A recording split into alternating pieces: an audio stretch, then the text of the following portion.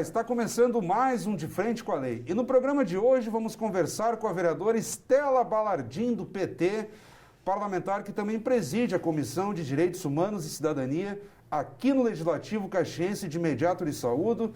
Vereadora Estela, uma honra tê-la conosco pela primeira vez aqui no De Frente com a Lei, a senhora que estreia nessa legislatura, depois de obter mais de 2.300 votos, a vereadora mais jovem da história aqui da Câmara Municipal de Caxias do Sul, em 129 anos de parlamento, e não só a vereadora, entre todos os vereadores, inclusive homens, por 6 meses a senhora, digamos assim, ultrapassou o já vereador Rafael Bueno, então a mais jovem parlamentar entre todos os vereadores da história do Legislativo. Uma honra tê-lo conosco.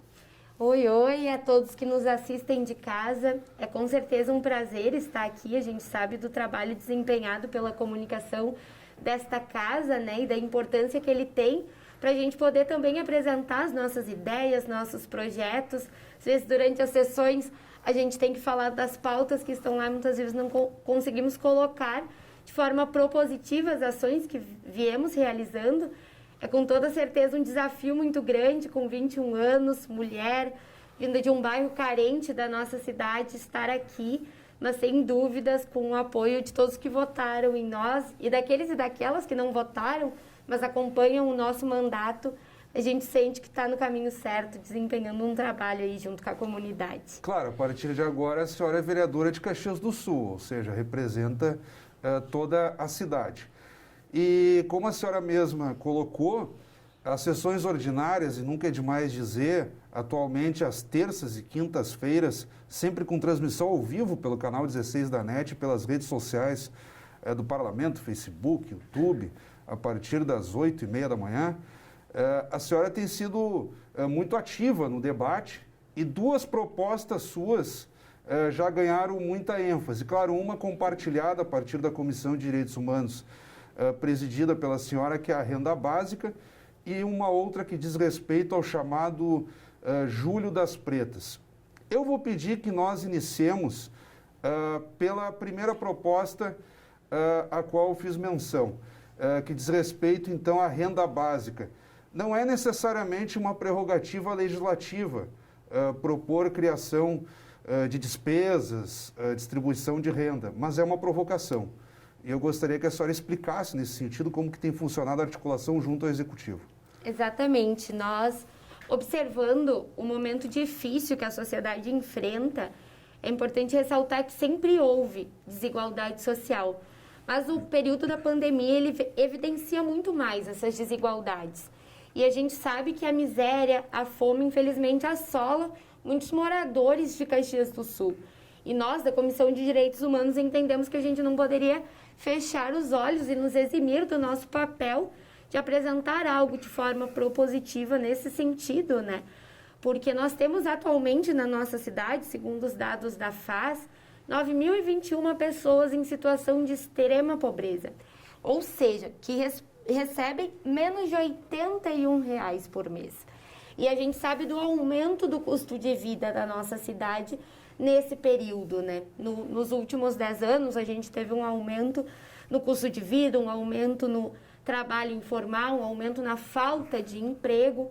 E tudo isso faz, inclusive, com que a gente tenha uma estagnação da nossa economia. A gente vê que a roda da economia ela não gira, porque o povo sem poder de compra não requer do comércio, o comércio não requer da indústria, porque por si só não vai gerar mais emprego. Então, além da questão social, a gente, com esse projeto, também atrela a questão econômica, né? Ela é uma renda complementar emergencial, tendo em vista a situação do município, que não é uma situação que poderia ser de dar uma transferência de renda básica, mas uma renda complementar é possível, tendo em vista que Caxias do Sul é um dos poucos municípios que tem uma saúde financeira que permite a nossa cidade o endividamento, ou seja, o financiamento advindo de recursos de fora, né, que posteriormente seriam pagos pelo Executivo. A comissão agora, a partir da semana que vem, entrará no processo de diálogo com a prefeitura, com o prefeito, para a gente poder apresentar a ideia, a necessidade do projeto, né, e principalmente para conseguir ter a sensibilidade dos caxienses em relação a esse tema, que não é algo que aumentaria gastos para essas pessoas, ao contrário, era a certeza de que nós estamos dando passos para viver em uma Caxias, em uma cidade com menos desigualdade, com menos miséria, né? Sim, nós tivemos aí, a senhora cita algumas iniciativas de distribuição de renda, digamos assim, ao longo da pandemia, desde março, abril do ano passado, 2020, quando se acentuou então o quadro de Covid-19, o governo federal distribuiu os chamados auxílios emergenciais, aquelas modalidades também de flexibilizações no mercado de trabalho, nos contratos de trabalho, por aí afora, no sentido de não deixar a economia parar num quadro pandêmico, de isolamento social, desaceleração de tarefas, de expedientes, de jornadas e por aí afora. A senhora vem, então, pedindo um protagonismo no sentido de o executivo municipal encampar também essa ideia. Vocês, no âmbito da comissão, na discussão com seus colegas vereadores, já têm uma noção de calibragem desse valor, digamos assim, faixas de distribuição de renda, critérios, que tipos de pessoas teriam direito a esse benefício, digamos assim? Porque a distribuição de renda ela não é assim quase que generalizada, ela precisa atender alguns critérios, né? Vocês já têm essa ideia ou é assim, não, num quadro de pandemia entendemos que precisa ter uma distribuição e vamos deixar a cargo do executivo? Como que vocês pretendem conduzir esse debate junto às pastas competentes, ao próprio prefeito Adilaude Domênico? Então, a gente está tentando fazer todo esse processo com a maior participação e diálogo possível, inclusive uma das primeiras ações, antes mesmo da gente finalizar o PL em si, foi ter uma audiência pública com a participação, inclusive, de representantes do Executivo para tratar do tema, porque é isso, nós temos que entender que a quantidade de pessoas que estão em situação de extrema pobreza e pobreza são muitas na nossa cidade. E, infelizmente, não vamos conseguir abraçar todas, né? Claro. Então, esses critérios que você coloca, eles são fundamentais para a gente começar pelas pessoas que estão com maior dificuldade. Então, a gente inclui nesse quadro pessoas que não recebem outra forma de auxílio municipal, pessoas que têm 2 ou mais filhos, principalmente preferindo 3 ou mais filhos, né? E o valor não tem ainda uma ideia? Mães solos.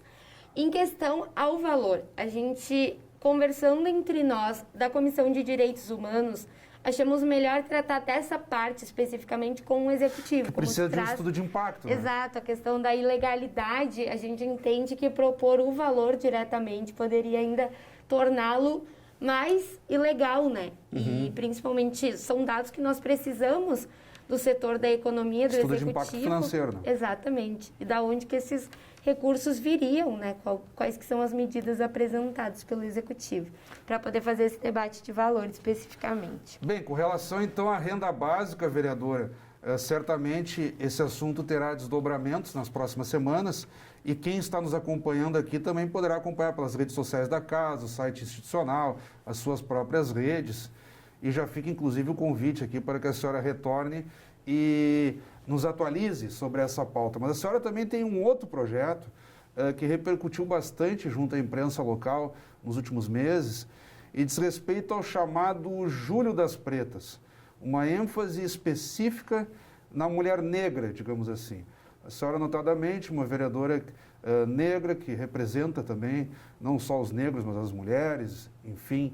E esse também tem sido um assunto, não digo tabu, mas a Câmara tem perseguido nos últimos anos um aumento de representatividade feminina, pelo menos.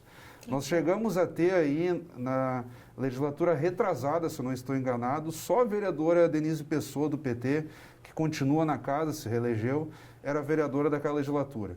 Ano passado a bancada aumentou e agora chegamos então à dita bancada feminina, são 5 vereadoras na casa neste momento, a senhora é uma delas, mas a senhora também traz atenção agora à mulher negra. Por que isso? A mulher negra não tem recebido a devida atenção no cenário caxiense?